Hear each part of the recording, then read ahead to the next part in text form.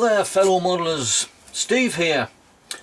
Now tonight's video is an update on all the group builds that I've got going and a couple of the kits that I'm doing myself, which is just like a sideline sort of thing. Now I've got quite a few, I think I've got about 5 or 6 kits on the go, so I'll get started straight away with me TSR2, which is for Edgar Modeling's What If group build, which ended last year, but I'm still going on with it. So we'll start off with that now. Just move my camera and that, you get a close-up of my chest. And there she is. Now it's probably about 90% complete. All I've got to do is glue the undercarriage doors on, the 2 fuel tanks, which will go there and on the other side, the inboard pylons, that was the word I was looking for. The bombs which go on there, bombs in the bomb bay, the air bricks there, the pivot tube at the front, and then it'll be all ready for the markings to be put on. Now there's quite a few markings to put on. A lot of them's the little tiny aggravating annoying ones that go on the wings, don't step here, things like that. And I'm going to make it in the markings of 617 Squadron, because I've got some aftermarket TSR2 markings that I've got. Now I've enjoyed building this kit because it's a really great aircraft. I think it's a beautiful aircraft. An aircraft that really should have went into service with the RAF, but due to other factors it never did, and I think it probably would have been a world beater. It was way ahead of its time and it's just a great aircraft. Now although I won't be at the Cosford Model Show this year, it's next month in April, I will have to try and get to Cosford in the near future just to actually see this plane close up. I'll give you a look underneath. And there we are. I'll obviously do a full review of it when it's all done. And here's a head-on view of it. Sleek looking aircraft. And I watched the documentary on the TSR2 on YouTube. I think it was last week sometime. And it actually had the test pilot on, Ronald Beaumont, who I think has sadly passed away now. And he was describing it, how it was a beautiful aeroplane to fly, and how he actually engaged the reheat and it even outran the Lightning, which was a pretty fast aircraft for its time. But anyway, so I'll get that done and I'll do a full review of it when all the markings are done. Now what's next? The 132nd Spitfire for demand modelers, build big or forget about it, go home, do something else. Hi there, Clint. Now most of the detail in this is in the cockpit. Let's see if I can get a close-up of it. Obviously the sides are on now, but as you can see, there's the decal inside, various switches, levers, the control column, the gun sight. I've got to do a bit more colour on the seat to make it look leather, but on the whole it's been quite a good kit to start off with. Let's see if I can get a close-up of it again. The control panel markings is very good. It was in 2 bits. This is probably going to have, your video is shaky, so we will modify it. But on then there's the pedals in there, but on the whole it's been a good kit. Most of it, the detail, is in the cockpit. I've got the wings done. Where are they?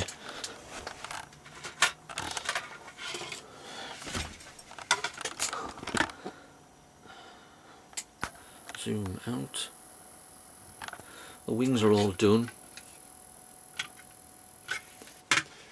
Now I had a bit of an accident when I was making it. There's a little small, I don't know whether it's an air filter or part of the air filter that goes there. Well, I glued it together and it was keep falling apart, so I thought, I know. I used clothes pegs for. I put that in the clothes peg, closed the clothes peg, and it just went bing, and it's disappeared somewhere up here in this attic, and I can't find it. So I'm going to have to make one. It's only a small bit. Where's my fingers? There. So I'll have to have a look in my spares box to see if I've got something that I can modify to look like it. But it was my own stupid fault for putting it in a clothes peg. What an idiot. Anyway. And I've just... The fuselage is not glued together yet, obviously, but that's how it will look. There's detail in there as well, where are we? So that's going on fine. There's been a few people who've did that. I know Frankie Deer has completed his Hawker Hurricane and now he's doing it's an SB Helldiver, a biplane version. It looks a good kit. He found it in his stash that he's had it for about 50 odd years. Right, so what's next? Tactical Jackalopes speed contest. And I'm doing the RMS Mauritania. And here she is. Hulls are joined together. Part of the superstructure's on. I've got some bits to go on the back, the stern. And I haven't done anything with the hull yet. It still needs sanding down and filling gaps in. And the propeller outends to go on and the rudder. But I'll do that once I've got this done, because this is a teak deck, obviously like the were, with white sides, and from here down is black, standard Cunard colour. So I'm going to try my airbrush out on that, because I've tried my airbrush on the little kit that I'm going to show you now, and it's worked out quite good. But this will turn out to be a really beautiful ship. There's a top view of her. Now Frankie is doing the Lusitania in obviously a bigger scale, so I've been following his because they're both sister ships, and he's doing an excellent job of it. So there she is. What's next? Here's the bits of the deck that I've painted. Obviously with the teak deck and the white superstructure, I've had to put tape around the deck to stop it getting the paint on, because I've just painted that, but there's lots of it. And here is lots of wheels for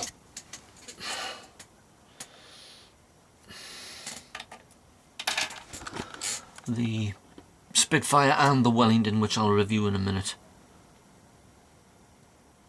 Right, the next one is the Get Out of Your Comfort Zone, run by Russell Goslin and Hamilcar Barkas, Michael. Alright there, lads. Now, this has turned out to be a flaming nightmare. I mean, you look at the size of it.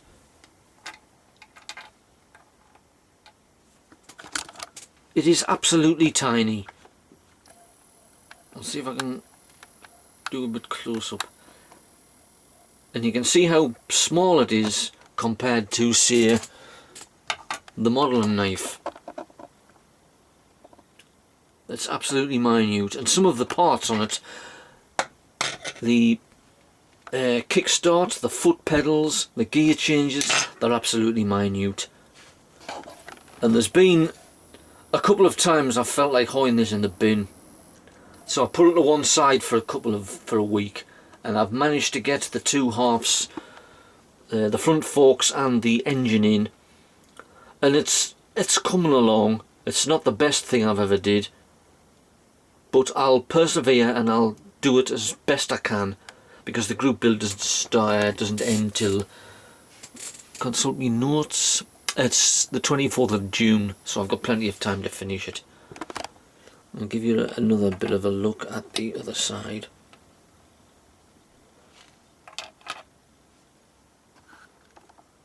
Zoom out. I don't know where I've put the sidecar. I think it's went in the box somewhere, but the sidecar's done, and I've just got to put the frame round there. So that's coming along. Right, what's next? The Wellington for Frankie Day's Royal Air Force British Bomber Group build. Hi there, Frankie. I like your Lancaster.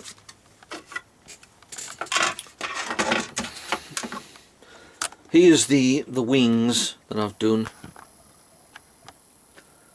and I've got various bits of what is it?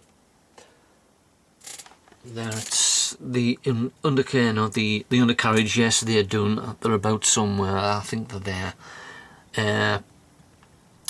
The seating arrangement, the control column, and I'm going to try and add some scratch built detail in the. Everything's falling on the floor.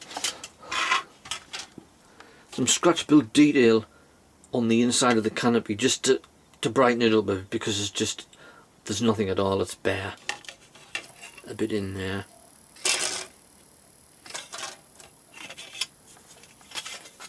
But obviously you can see the raised panel lines because it's a very old Airfix kit.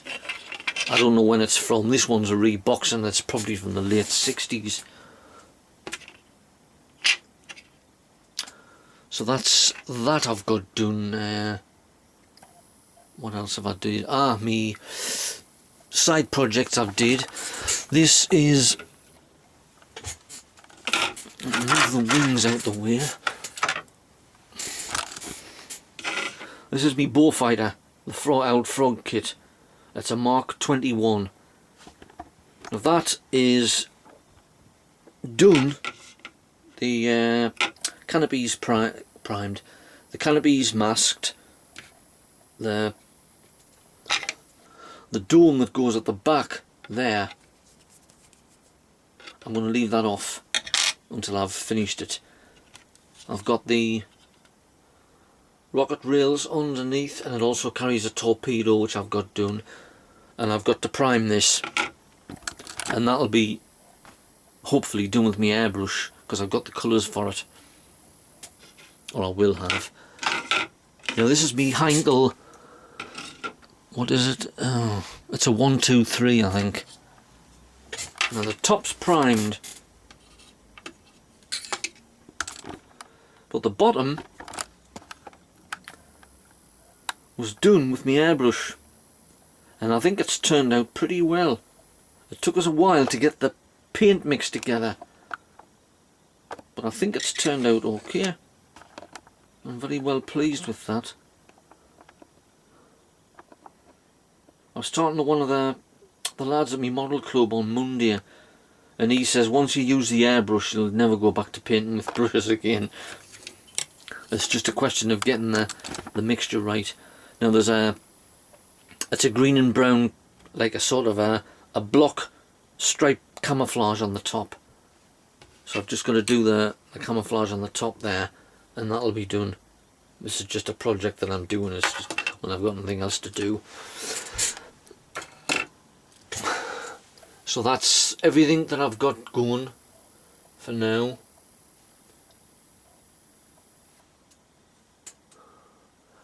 Something else that's on the go, I don't know if he's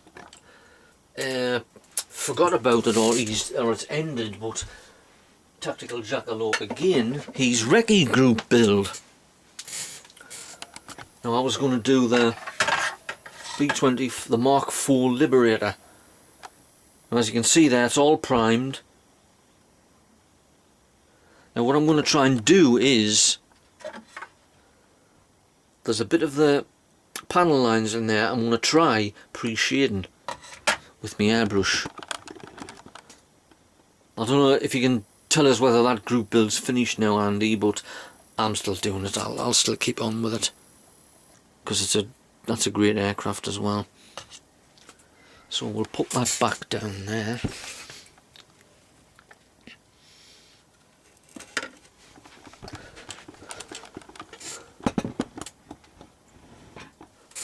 And we'll go on to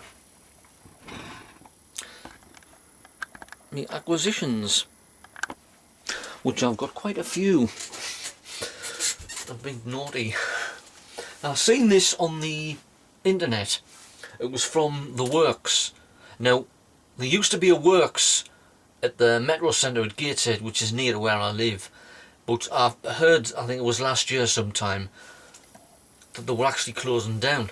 Now, I don't know whether it's still up, because I haven't been in the Metro Centre for ages. It's sort of one of them out-of-town shopping centres that you don't normally go. I normally only go there at Christmas to do Christmas shopping. But I seen this on the internet, and it turned out that it was only £10, plus a couple of quid postage and packing. Says I love that. And it's this, which is a 1/48 scale Revell Lockheed PV-1 Ventura, a development of the civilian Hudson airliner, or civilian Electra, I think, but the RAF used it for maritime reconnaissance, and the US Navy modified it a bit. They put a ventral gun in there. The Royal Air Force version just had the gun turret. It was a bit of a, this is a more advanced version, but this is quite a good kit. I don't know if it's new or what. I'll have to have a look on the, when was it made? 2012, so it's quite recent. So I don't know when I'll do that, but that was a good buy, that, for 12 quid. Now this one I picked up on the internet, which is, now I know he's now the International Scale Modeller, which is Martin in the States. Hi there, Martin. He's got this. I think a few of the other, I think Andy's got it as well, Tactical Jackalope. The Messerschmitt Bf109G 10 Earl in the mark. You can do one of the markings in Eric Hartmann, which I read about when I was a kid, with the tulip design and the heart with his wife's name on. And it hasn't got his markings on because he's the highest scoring fighter pilot of all time. 352 air victories. And that's a 1/32 scale, so it's big. And I don't know when that was made. Oh, that's 2014 then, that's pretty recent. In fact, it's last year. So that'll be a good kit to make. Now, one of the lads at my model club tell us about this. It was a toy fair at, now you might have heard this, it's at Gateshead International Stadium, which is where they hold a lot of the athletics meetings. And it happens to be only 10 minutes walk from where I work. So it was on, I think it was early March, I think. So I'd been to work on the Saturday and I thought I'll have a look around there, see what I can see. And it mainly consisted of dinky toys and railway equipment, railway tracks, trains, things like that. But there was a couple of tables that were selling models, and I picked a few up. I got this, which is cobblestones, which is handy for our road dioramas. As you can see there, it's a few of the cobblestones on, mainly for tanks I think, and armoured vehicles. And that was 6 quid, so I thought, oh, I'll have a blast at that. You get 8 sheets of it, quite good. And this one, which the lad that was, I met him there, Jimmy, the lad from the modelling club, there was 2 kits there, both Japanese bombers, and they were very rare. And I think this is with the 1/72 scale. And he says, pick either one of them, you'll get a bargain. I think I paid 10 quid for it. And it's, who makes it? It looks like it's a Japanese make. But it's this, which is a Mitsubishi Ki 67 Type 4 Hiryu. I think that's how you pronounce it. Japanese Army heavy bomber. You get a few extras in it. You get a few ground figures as well, and it looks like a really old kit. I don't know what the name is. It's a Japanese make, I think. But I picked that up for a tenner. So that was a good buy as well. And this is something I got off that was inspired by me Out of the Comfort Zone, which is a motorbike that I'll try and finish, but now this is a better one. It's a bigger one. And it reminisces of a bike that I made when I was 14. It's a Tamiya Suzuki RM250 scrambler bike. And this is quite big, this. And there's the tyres. So you know how big it is. And I'll enjoy making that. I can't remember how much I got that for. And this was something I picked up because I like the new Mini. This is a Mini Cooper S from Airfix, 1/32 scale. Red colour, Union Jack on the top. So I like the new Mini. I could never get away with the old Mini. It was a car that I just did not like. I know it was an iconic car of the 60s, but it just didn't date for me. And I've worked on quite a few of them because I used to work for Quick Fit when I first left school, and they were obviously quite popular then. But I like these. These are good, these. And I got this for £8, and I think it's got some, I don't know if it's got some paint in, I'm not sure. I don't know when I'll build that. Now the same guy that was selling this, he had a bargain box of old kits for £1, and I picked this up, which is a 1/48 scale Messerschmitt ME109. It's an E version, I think, in desert camouflage. But what I want to know is if anybody out there can tell us how to take the paint off, even just to get rid of the spots, so I can redo it again. I've got the glass and the propeller bit in a little jar somewhere, and you can see underneath the undercarriage is in. I can take that out, but I just want to know if there's any way to get the paint off, so I can take it down to the bare metal and obviously do it again over the same colours with my airbrush, because I've got a little one of these. It's a Matchbox one that's out of my reach at the moment, and I like the desert camouflage on it. So hopefully one of you can tell us how to do that, if it's not too hard, or if it's ever when you. And then I also picked this up, which is a Nova kit, which is basically the old Frog remodelled, and it's a Corsair 4 naval fighter. And you can either do one from HMS Formidable in July 1945, or one from the Royal New Zealand Air Force in 1945. Just a quick build kit, that's because I like the Corsair. And something which arrived yesterday, which is what I picked up on eBay, which is a Nova kit again, which is an old Frog model. It's a Westland Wessex Mark 1 or Mark 31 anti-submarine helicopter. Now you get two versions with this. There's one from 845 Squadron Fleet Air Arm on HMS Albion, or the one that I'll do, which is a Mark 31 from 817 Squadron from HMAS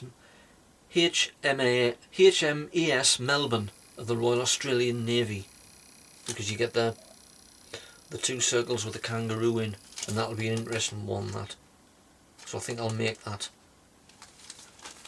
And as you can see, it's the one with where you get it in a bag and the holder is attached, which you used to get. And this was priced from Woolworths, which we round our way we used to call Woolies, at 22p, and I paid £7.90 for it, including post and packing. So it just shows you how much. I mean, I don't know how old this is. It's probably from the late 60s, early 70s, probably. So that's my acquisitions. and that's all I've got. That's all me what I've got going at the moment. So I'm on with me Wellington, which is coming along. Me TSR2, which should be finished anyway. I've just got lots of things on the go at the moment. I've got I think it's about 3 weeks to finish the Mauritania, which I'll get it done anyway. So that's it for me tonight. So I hope you'll have a nice day of modelling, whatever your day it is. Happy modelling, and I'll see yous on the next video. See you later. Ta-ra.